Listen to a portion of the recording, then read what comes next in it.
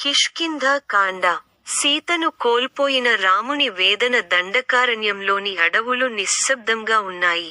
ఎత్తైన వృక్షాలు, గాలి మెల్లగా వీస్తున్న శబ్దం, పక్షుల కిలకిలారావాలు, ఇవి అన్నీ ప్రకృతి సౌందర్యాన్ని చూపుతున్నాయి. కానీ ఆ అందాల మధ్య ఒక మహాబాధ దాగి ఉంది. అది రామ హృదయం. రాక్షసరాజు రావణ, రాముని భార్య సీతాదేవిని అపహరించిన తరువాత, రాముడు ఆమె కోసం అడవుల్లో తిరుగుతూ వెతుకుతున్నాడు. రాముడు చెట్లను చూస్తూ, నదులను చూస్తూ అడిగాడు, ఓ వృక్షములారా, ఓ నదులారా, మీరు నా సీతను ఎక్కడైనా చూశారా? ఆ వాక్యాలలో అతని హృదయ వేదన స్పష్టంగా కనిపించింది. అతని పక్కనే నిలబడ్డాడు తమ్ముడు లక్ష్మణ. అతను అన్నయ్యను ధైర్యం చెప్పాడు. అన్నయ్యా, మనం ధర్మమార్గంలో ఉన్నాం. ధర్మం మనకు సహాయం చేస్తుంది. మన ప్రయత్నం ఆగకూడదు. ఇద్దరూ అరణ్యంలో ముందుకు సాగుతూ దక్షిణ దిశగా ప్రయాణం కొనసాగుతూ, ఆళ్ల దక్షిణ వైపు వేల్తున్న రామ లక్ష్మణులు ఋష్యమూక పర్వతం వద్ద హనుమంతుని కలయిక. అదే సమయంలో ఋష్యమూక పర్వతం వద్ద వానరరాజు సుగ్రీవ నివసిస్తున్నాడు. అతని జీవితం సంతోషంగా లేదు. తన అన్న వాలి అతని రాజ్యాన్ని తీసుకుని అతన్ని దేశనిర్బంధం చేశాడు. ఒకరోజు సుగ్రీవుడు దూరం నుండి ఇద్దరు మహావీరులను చూశాడు. వారి రూపంలో అద్భుతమైన తేజస్సు ఉంది. వారి చేతుల్లో విల్లు, బాణాలు ఉన్నాయి. అతను భయపడ్డాడు. వాళ్ళు వాలి పంపిన యోధులా అని అనుమానించాడు. అప్పుడు తన విశ్వాసపాత్రుడైన మంత్రి హనుమాన్ను పిలిచాడు. హనుమంతుడు బ్రాహ్మణ వేషంలో రాముడు మరియు లక్ష్మణుని దగ్గరకు వచ్చాడు. వారితో మాట్లాడిన కొద్దిసేపటికే, రాముని మహాత్మ్యం అతనికి అర్థమైంది. అతని హృదయం భక్తితో నిండిపోయింది. హనుమంతుడు తన అసలు రూపాన్ని చూపించాడు. వారిని సుగ్రీవుని దగ్గరకు తీసుకెళ్లాడు. సుగ్రీవుడు స్నేహ ప్రతిజ్ఞ.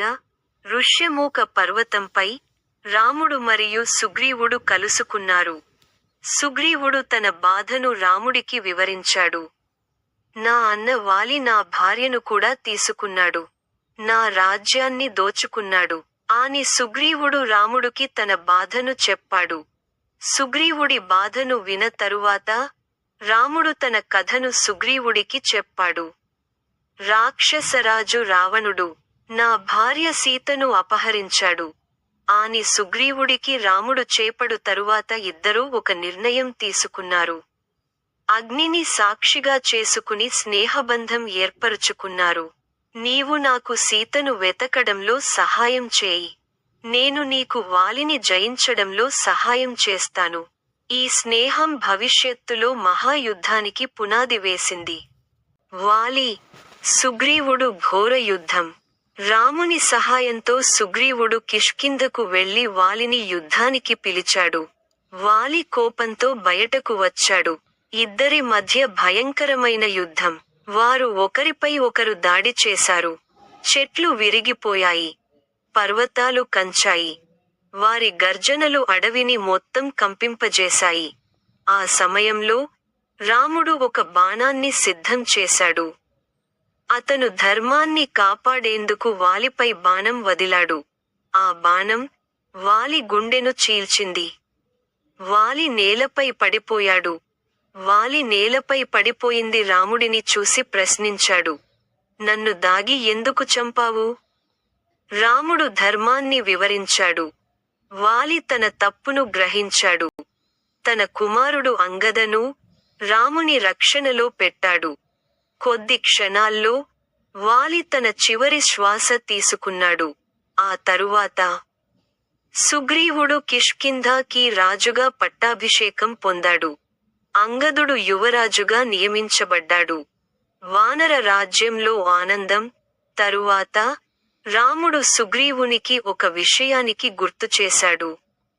మన స్నేహం లక్ష్యం సీతను కనుగొనడమే. సుగ్రీవుడు వెంటనే వానర సైన్యాన్ని సమీకరించాడు. వానర వీరులు 4 దిక్కులలో పంపబడ్డాయి. దక్షిణ దిశకు హనుమంతుడు, అంగదుడు మరియు జాంబవంతుడు బయలుదేరారు. వారి లక్ష్యం ఒకటే, సీతమ్మను కనుగొనడం. అక్కడి నుంచి జరిగింది సుందరకాండ మహాకథ.